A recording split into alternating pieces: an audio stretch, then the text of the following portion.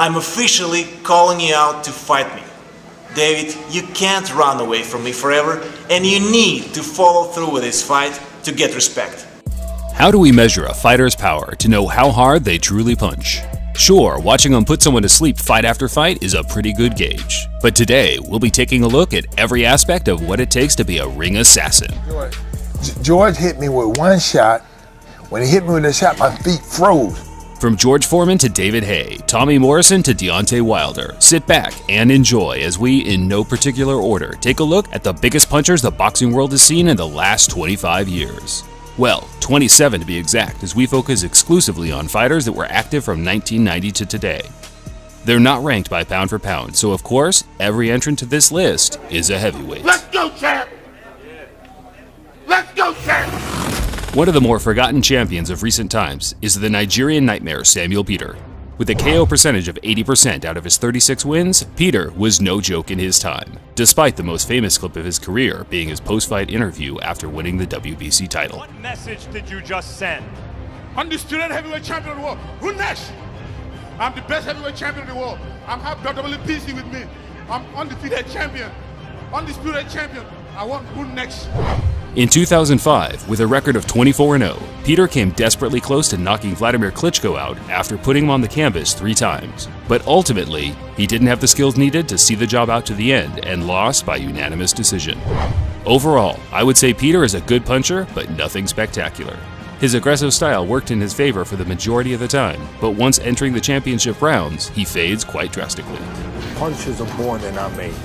He's aggressive, he's strong, he's a real heavyweight, he's got a neck that's real short and compact, and he can punch like hell. David Haye is a man I'm sure many of you viewers are familiar with. There was only 2 men he defeated that managed to go the distance, leaving him with a 92% KO percentage in his 28 victories. That's the right tactic. He should go in behind that jab. There it is. He doesn't have to worry about that. He can. The tiles come in, and Kelly has. He made his stamp on the boxing scene during the late 2000s when he pretty much dominated the cruiserweight division, winning 3 of 4 major titles. He later moved up to heavyweight and beat Nikolai Valuev for the WBA title.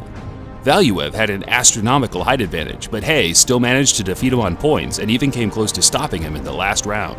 But, as a heavyweight, I personally feel Haye failed to live up to expectations after getting bullied by Vladimir Klitschko and more recently, whether injured or not, lost in a huge showdown with fellow cruiserweight champion Tony Bellew.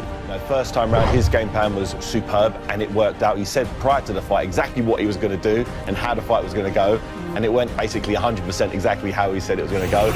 Ike Ibeabuchi is a fighter I considered swapping for many of the honorable mentions I listed pre-hand.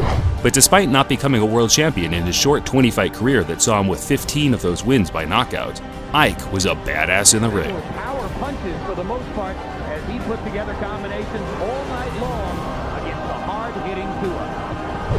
His uppercut on Chris Bird in his last fight in 2005 still makes me cringe to this day and shows the kind of potential he could have had in his career moving forward if his personal life had never held him back. The left uppercut. From that point on, Bird was gone. Larry Holmes is a top 10 all-time great heavyweight in my opinion, and the people that follow this channel know I include fighters dating back to the very start of the Queensberg rules when making lists, so that is something I say with the utmost praise.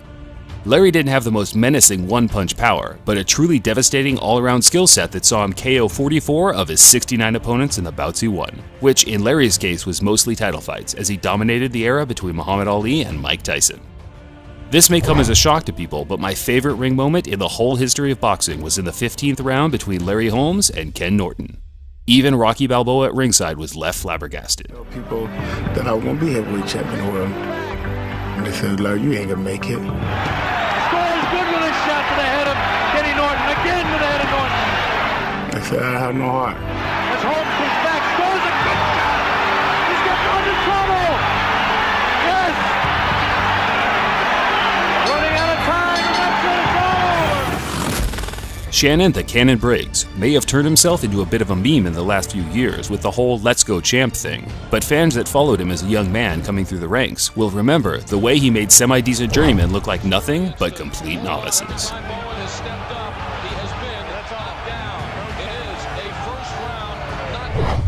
It's speculated Briggs holds the record for most first-round knockouts in heavyweight history with 37, which is impressive whether you're knocking over tomato cans or not. Heavyweights are big men and can take a much harder punch than the average guy on the street, so kudos for that feat. But at the age of 45 and coming off a drug ban, I think it's time for the Cannon to maybe consider calling it a day. You ain't forget that walk. That's right. You gotta lose your shoes. You ain't forget that boat either. You gotta catch your feet. Let's go, champ. You gotta get kicked out. That's all right. That's all right, champ. We don't want you to get kicked out of the gym, okay? Tommy Morrison is a fighter that needs little explanation when talking about his power. Just listen to the sound of those punches. Still trying really to get himself back into a good left hand. Down goes Tiller. That's probably going to be it. There's a left hand. Jake goes down and probably out. What a huge shot. His devastating left hook saw him KO 42 of his 48 opponents, many of which were brutalized in the first 2 rounds. Although many will argue the fact he failed to compile a resume of the same stature as his peers like Lennox Lewis or Mike Tyson, he did beat some top fighters like George Foreman and Razor Ruddock. And when Ruddock went down, it was like he got taken out by a sniper rifle.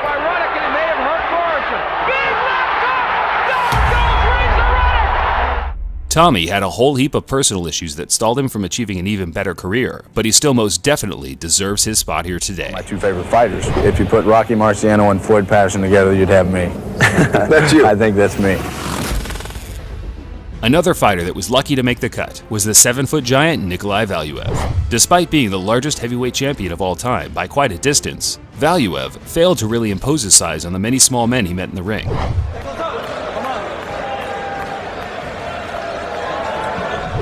A 52-fight career saw him win 50 of those contests, with 34 coming by way of knockout, but he never really beat an opponent that carried any real threat to him. Either way, at an average of 330 pounds, I'm glad it wasn't me in there getting my face squashed in his hairy, sweaty chest. He's heavy, sort of leans on you, that hairy chest of his, he was sweating it, and you can see people sort of carrying away from him.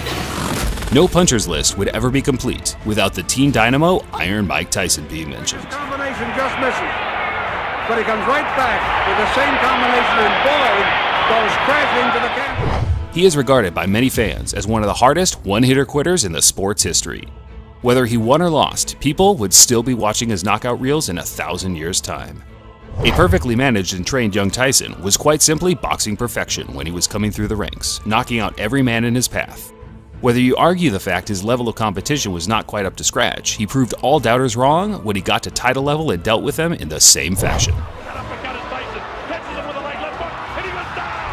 At the end of the series, we'll be calculating our personal top 25, and you can bet your house Tyson will be near the top.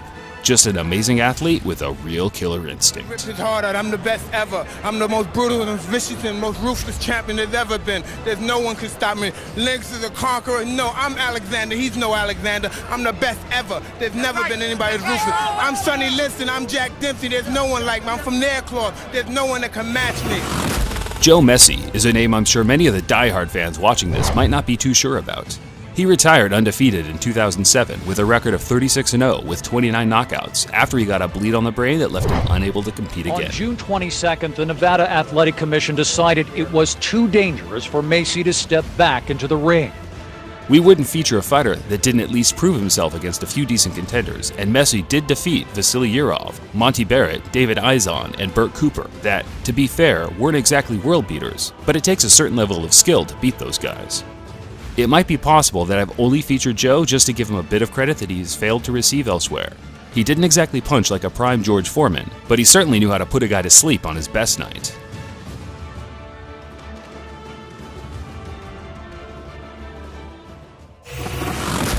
I hope you didn't think we were going to miss out on active guys, because whether Anthony Joshua has 19 or 90 fights, I think it's fair to say he has proved himself to be of a certain level already.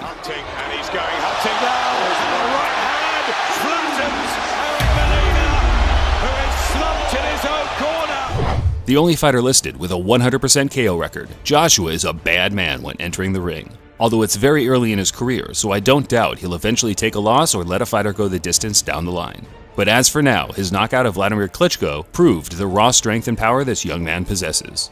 Every time he steps up the pace, his opponents hit the ground. We won't get too carried away with Joshua considering he's only been competing for a couple of years, but I've got a feeling his ring presence will live on for a long while to come. 230 pounds plus of hard-hitting, undefeated, young heavyweight. If it's pure excitement you like to see when watching boxing, then look no further than Evander Holyfield. Evander Holyfield. Holyfield continues to dig in. A left hook to the head. He's got Tyson in trouble. Tyson's ready to go. A straight right hand. The Talbot stops the fight, and Holyfield has won. I can't believe what I'm seeing. In his prime, he really was something special to watch. Relentless work rate, quick hands, thudding power, and to top it off, the uncanny ability to never accept defeat. Holyfield Foreman fight. Another left hook and a right. When Evander went after George and landed 18, 19 punches in a row, he just wasn't going to take no for an answer. If you landed a 3-punch combination, you know he's coming right back with a 10-punch combination. The 63% KO percentage doesn't really give this warrior the justice he deserves, and that probably comes down to the fact he kept fighting way past his prime. Quite honestly, at his best, there is little to no heavyweight I'm picking to beat Evander, and that's saying something considering he moved up from cruiserweight. Tony Tucker was just another one of those great heavyweights from the late 80s and early 90s that suffered fighting in the same era as a prime Mike Tyson. With 47 KOs and 57 victories, Tucker was not a man that can be overlooked when looking back over the last 25 years. He proved that when he stopped Buster Douglas for the vacant IBF title in 1987. Tucker presses him. It looks like he's a punch away. There was a left hook there. And a right behind it and another right. Douglas is in deep trouble on the ropes. Injuries and managerial problems kept Tucker from reaching his full potential. But overall, he was a great boxer that could, on his day, beat a large majority of the fighters listed here. Although they may look similar and share the same last name, it's important to separate the Klitschko brothers when rating their skill sets. Vitaly Klitschko was an aggressive, hard-punching heavyweight that pretty much dominated the division in the 2000s. 45 victories with 41 knockouts kinda speaks for itself. But honestly, it was more the manner of how he dealt with the top contenders which is more impressive. After losing to Lennox Lewis in an all-time great heavyweight slugfest in 2003, Vitaly remained undefeated for the remainder of his 10-year career and defended his WBC crown along the way. And for the unlucky men that went the distance, they had to endure a life-altering beating in the ring. Hasim Rahman is often overlooked when talking about recent heavyweight greats. Granted, he hasn't got the most stacked resume, but you can't look past the fact he knocked out Lennox Lewis, and in brutal fashion as well. Oh, he's got him! He's got him! He got careless and he's got him! Is it Oliver McCall all over again? Before he met David Tua in 1998, Rahman had a record of 29-0 with 24 knockouts, and even when he eventually stepped up in competition, his KO rate stayed at an impressive 82%. He wasn't blessed with natural skill or talent. A rather slow and often out-of-shape Rahman never really grew a fan base in America, but he did always carry the power to upset the major players of the heavyweight division. Ernie Shavers, a top 25 hardest puncher of the last 25 years, you may ask? Yeah, that might be confusing for a lot of fans that associate him with fighting in the 70s, but he kinda makes the list by a technicality considering his last bout was fought in 1995. Obviously, this was not even a shade of his prime self, but good old Ernie sneaks into the list, and I'm guessing a lot of people watching already know how high he could potentially rank when compiling them at the end.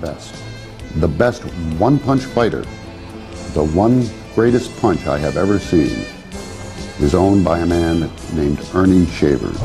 Ernie was a freak of nature. One punch could seriously change your life. And although a lot of his fight footage is grainy to view by today's standards, you can still see the amount of force this man could generate with a single blow. In Shavers' 74 victories, he flattened 68 of his opponents, and any top contender of that time will tell you the relief they had if they never had to meet him. Harder than Joe Frazier? What about Ernie Shavers? I never fought Ernie Shavers, thank goodness. Yeah. We've decided to cut the video in 2 parts. We'll be working overtime to get the next video ready as soon as possible, so if you think a fighter's missing, I can guarantee you they'll be featuring in the final top 10 next time. Please remember to hit the like button and subscribe if you're new around here. Until next time, fight fans, this is Boxing Legends TV, signing off.